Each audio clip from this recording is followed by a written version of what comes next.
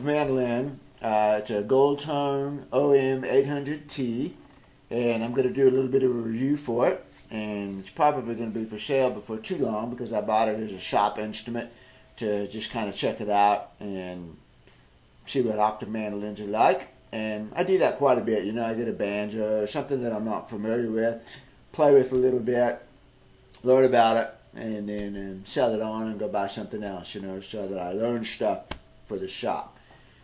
And that's the status of this one. Now, it's got a few dings on it. It's not perfect because it's been around the shop, so it's got a few dings on the headstock, cosmetic stuff like that. But it's had some upgrades too, what I would consider an upgrade. So let's start here at the headstock first of all. This one has gold enclosed tuners. Those are stock. No changes there. The main change that I've done here is at the nut. Let's get a close-up of this nut right here. Alright, the stock nut is a zero nut. And there's nothing wrong with a zero nut. What that does is it puts another fret right here. The problem is the execution of the zero nut. Zero fret, if you will. I think it's a brand nut. It's not the way that I would execute the thing. It's not the way that I've seen top mandolin players like Mario Prue, for instance, uses a zero fret on his mandolins, but he does it correctly, meaning he cuts a slot and uses the same size fret as he has on all the rest of them. So you have another fret coming up here, and then you have a bone nut with the slots on it that just hold the strings into place. The height of the slot doesn't matter. The nut that was used on this one was a nut, and the fret was driven in right at the base of the nut. And that is a poor execution in my opinion, because for two things happened. Number one, they used a taller fret than the rest of the frets. So right away that ends up making the strings too high over the first fret. In other words, ideally, theoretically and ideally, you would want, this is a capo, you would want to have a capo here. So this is essentially the nut, you follow me? This would be essentially the nut right here, and the string comes over this fret, which is the same fret that you're playing up here, and that dictates the height of it. So if you back your capo up, and I explained this concept in my guitar setup videos too. Now this is the nut, and this is the fret, same fret as you're playing on. It comes back one more. Here's this fret that you play on. This is the nut. Now you come back to here, and you should theoretically have another one of these frets right here. And then the nut actually becomes the nut. The problem was the gold tone stock uses a taller fret here. And that kind of defeats the purpose of having a zero fret.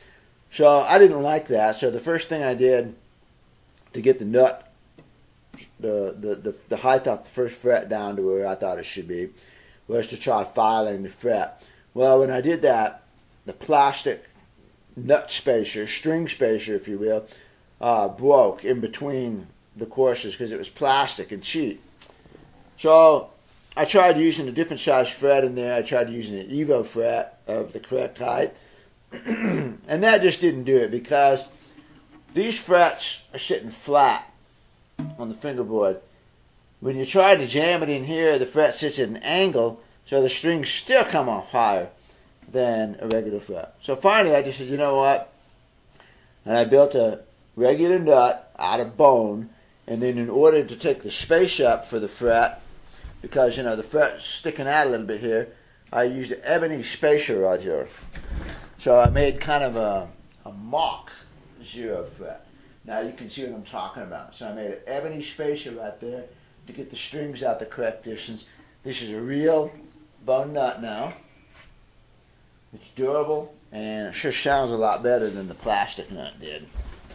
As soon as I did that, did it right, it played so much better, you know.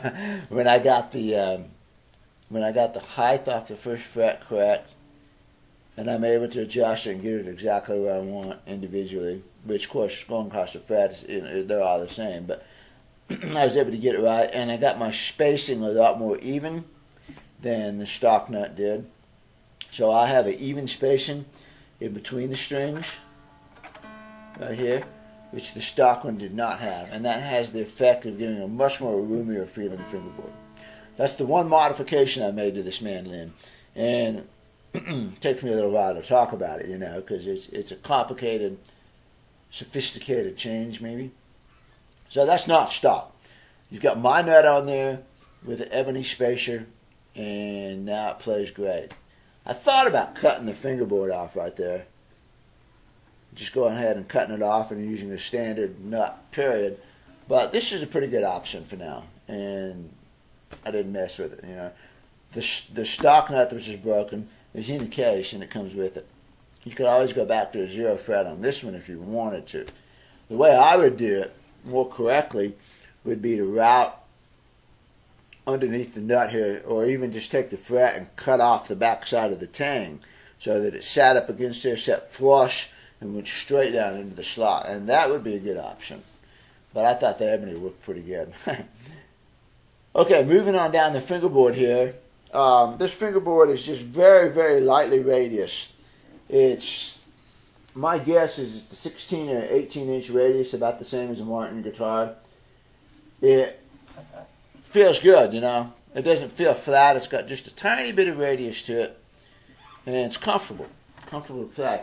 The back of the neck is kind of a round C shape. It's not a V. It's got a volute on it, and of course the headstock and the neck are made up of various pieces of wood, scarf joints, if you will, which is not uncommon. Lots of high-dollar classical guitars have that. That's not a bad thing, and it uses wood more efficiently than trying to cut a neck like this out of a single piece of wood, where you would have a lot of wastes right here.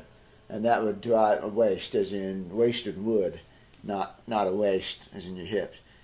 If you tried to cut this out of a single piece of wood, you'd have a whole lot of wasted wood in here, and that would drive the price of the mandolin up. So that's a pretty good compromise. And again, like I said, a lot of high-dollar classical guitars use this construction. Let's see, what else? We've got the frets. We've got excellent frets. The frets are totally unworn. It's a new mandolin. They are banjo wire, size fret wire. The setup is excellent. Fret height is great. Coming on down here, we have a round sound hole as opposed to F-style holes, which gives it a rounder. It gives it a rounder, fuller sound, bassier. All you have to do is go compare mandolins and try the round holes in there. You could call them tubby, but it's a fuller, richer, rounder sort of sound. It's got tons of sustain. This mandolin's got a lot of sustain. And if I was going to really play an octave mandolin, I guarantee you I would be working out, like I did here,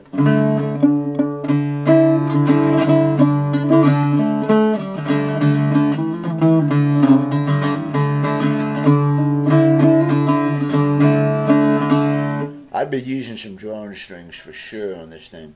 It's got great sustain. Part of that is a function of the round hole.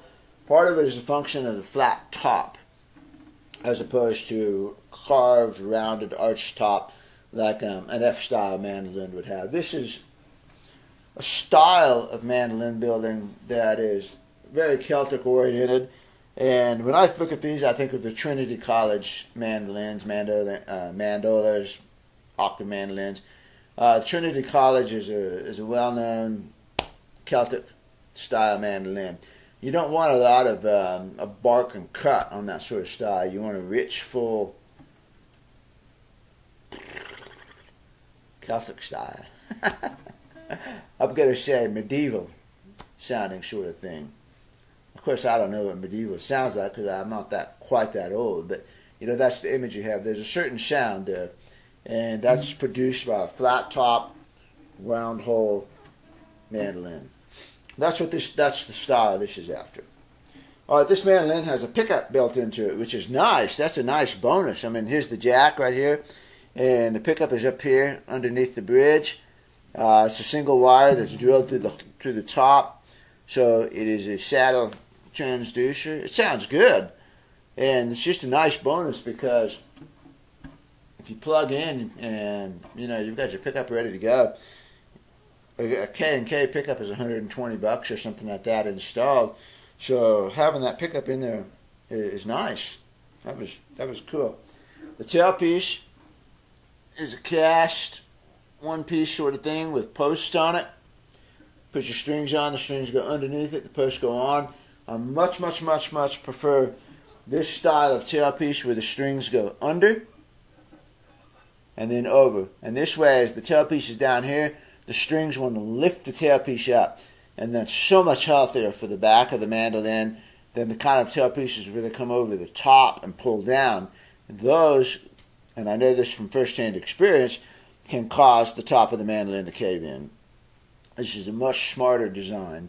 And again, at this price point, that's a great bonus. So you got a pickup, cast one-piece tailpiece. You've got a bridge with a pickup built into it. You've got a nice large body with a spruce top, very nice spruce top. A round sound hole. You've got really nice frets. Very good playability. I've got the action pretty low right now, and it's going to buzz a little bit on me if I overplay it. You have to learn to play it. I can raise the action up. There's lots to go, but I'm going for easy playing right now. The scale is long, and you will have to use your pinky a lot.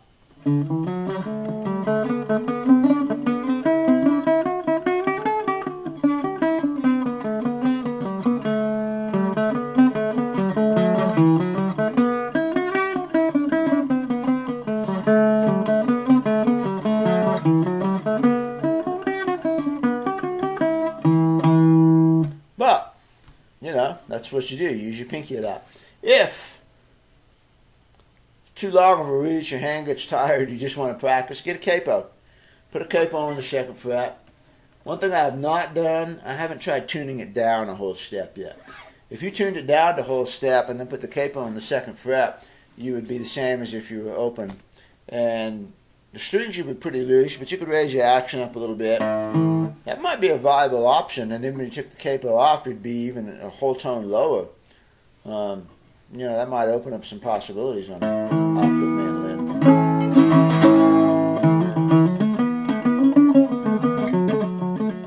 And now, the reach is very manageable. And so I could easily practice my tunes with a little bit less stretch. And then I guarantee it wouldn't be bad to come back to open and do it this way. The main thing is if you're used to playing mandolin, you're used to using maybe these two fingers. Like I would use those two fingers on that song. And I can't do it on an octave. I have to use my pinky. So your reactions are off a little bit. You're used to playing with these two fingers on the mandolin, and you're going to have to use these two on the octave. So you kind of got to retune your reactions a little bit, which no big deal. You just got to spend some time with it. Oh yeah, and it's got a strap down in it. So this mandolin is ready to go. That's what impressed me about it when I got it. At this price point, except for the 0 fret nut, which again is a great idea and just poor execution in this case. Had they cut a slot and put a regular fret in there, we'd have been good to go. But they didn't. So that's the one thing that I did fix. But other than that, the Gold Tone OEM 800T is really an amazing instrument for the money. Everything's really good about it. It's double binding. It's pretty. It's mahogany. It's nice looking wood, The workmanship's really nice. Binding's all flush, smooth.